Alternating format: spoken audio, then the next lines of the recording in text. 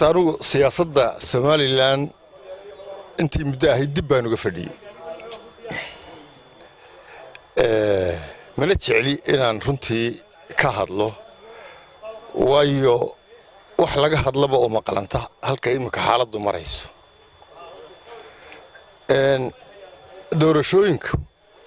waxay Soomaalidu tiraahdaa waayelwaayo iyo waa inagu isyeelyeeleen waddanka doorasho way ka qabsoomi kari weydi waa been horta way ka qabsoomi kartaa saami qaybsi waa la heli karaa haddii la doonayo inay doorasho ka qabsoonto carqaladaha hor yaalla waa mid keliya waa xeer dhammaystiran oo gacanta komishanka gala ilaa xeerka lagu dooranayo wakiilada oo dhammaystirani uu galo gacanta komishankana ninka ku yiraahdo doorasho dalka ka dhacaysa been buu sheegaya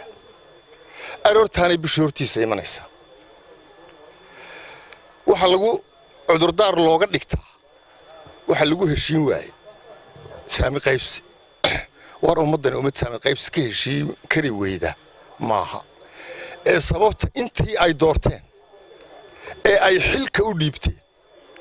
ayaan daacad ka ahayn in ay doorasho dhacdo oo ay saami qaybsiga ka heshiyaan waxaad ku garanaysaa madaxweyne isagoo ka hadlaya saami qaybsiga wuxuu yidhi waxay u taallaa wakiilada baarlamaanka madaxweynuhu waa guddoomiyaha kulmiye shalayna waxaa hadlay guddoomiye ku-xigeenka wakiilada oo isaguna kulmiye ah isaguna wuxuu yidhi saami qaybsigu uma yaallo wakiilada waa arrin siyaasadeed ee shacbiga Somaliland saami qaybsiga ha ka heshiiyo shacbiga Somalilandna waa ka qutal daruuriga eriyanaya ee mid kaariyoonaha riixanaya ee mid bakhaarkiisa haysta ee mid darxumaysan yahay gidaarka yaal ee kuwaas isna yiri kuwaasay ku xidhantahay ha ka tashadaan hadda labaduba waa kulmiye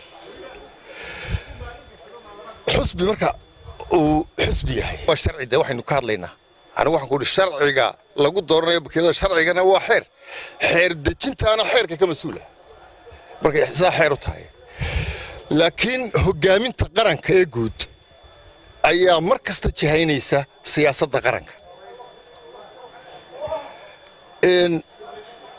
xusbiyada mucaaridka ah maaha kulmiyo waddani miyuu aragti ka leeyahay saami qaybsiga hadduu aragti ka leeyahay shacbigu u soo bandhigi lahaa wuxuu odhan lahaa annagu waxaanu qabnaa in saami qaybsigu sidaa iyo sidaa iyo sidaa noqdo oo cudmiyo aragti ka qaba waa maya saddexdii xusbi qaran oo intaasoo lacag bil kasta ummadan cashuurta lagaga soo qaado ku qaataa intan saami qaybsiga midna aragti kama laha xusbi aan aragti siyaasadeed ba lahayn oo wax ay ku kala duwan yihiin jirina waa magac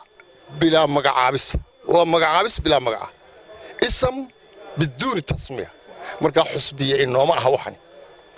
ومقع يوم إن برمان كان مكمل تشوجا والهذا هبا صيف هبا فدياري وحي فديار مية حرق له هاي صار يعني يو وحي دبق لي يعني يو وحي شجرين من داركتين سبب قولي مش فديار ومشارك بالولبا انتاسو لن أيام مشارك قادته iyaga oo aan irbadun u gelin ummadan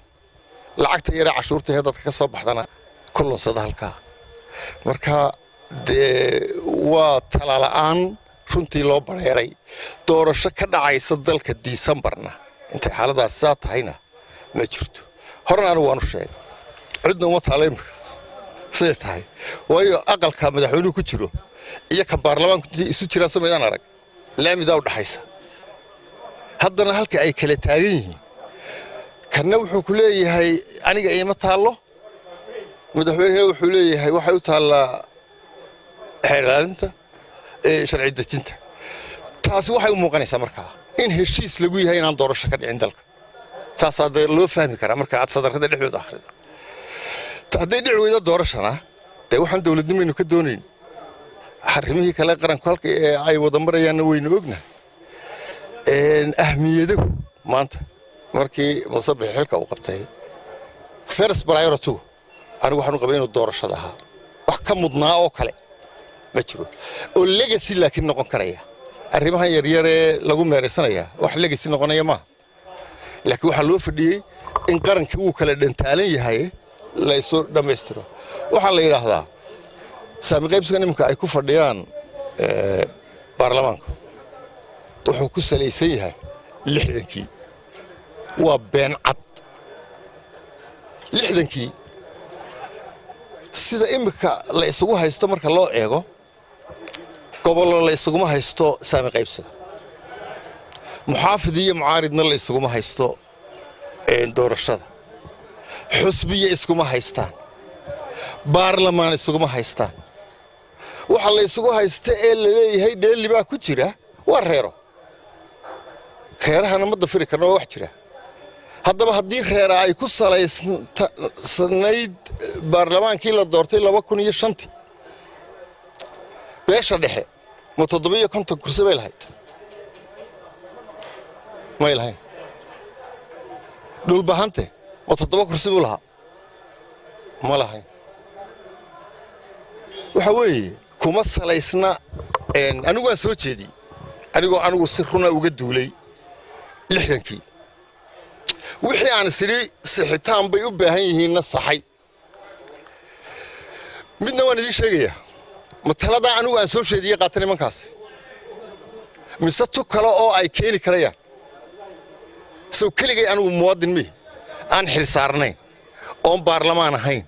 oon xukuumad ku jirin oo wax allaaliyo wixii iga saareen jiriso mi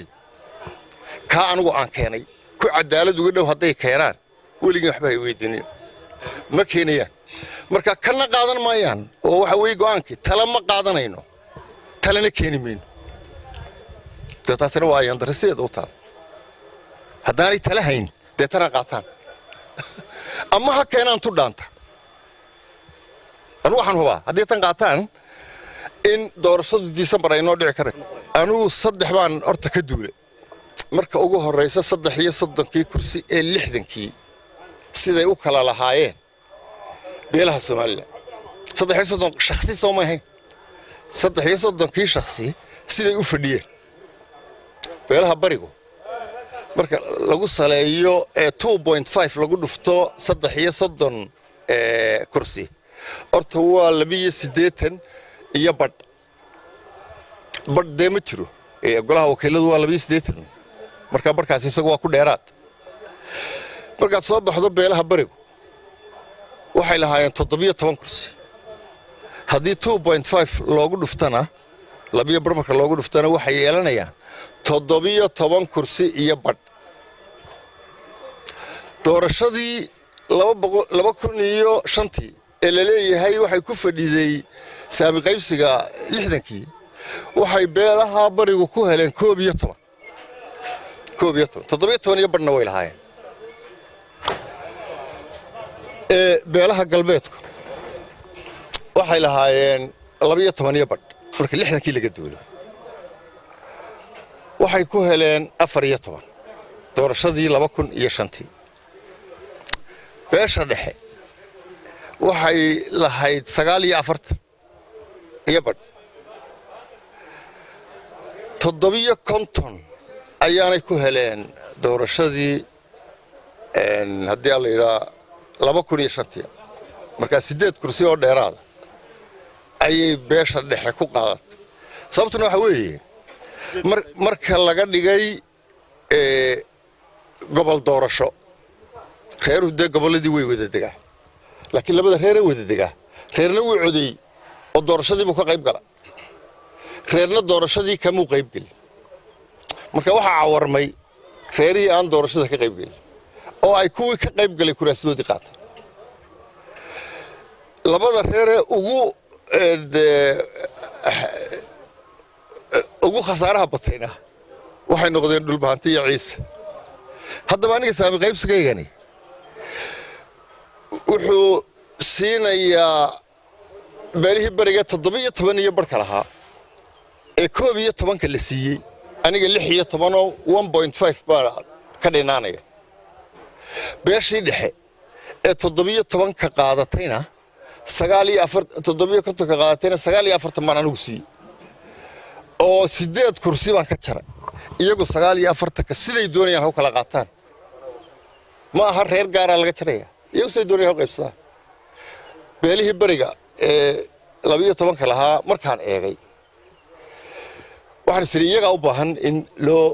kor loo qaado yar waxba ugu ma darin 2 kursiyo bar baan ugu daray 12 iyo barkii 15 baan siiyey marka 16 iyo 15 anigu waxaan kala siiyey bari iyo galbeed hadda waa taladayda soo jeedintayda beelaha laga tirada badan yahay mar qura isaaqo ma yiraahdaan nin ka soo jeeday beelaha laga tirada badan yahay ayaa 3 kursi ka mid ahaa iyagoo og inuu shuuriya ka soo baxay 60kii hargeysa shuuriyana ma ahayn deysa wuxuu ahaa beeraha laga tirada badan yahay kursigii shuuriya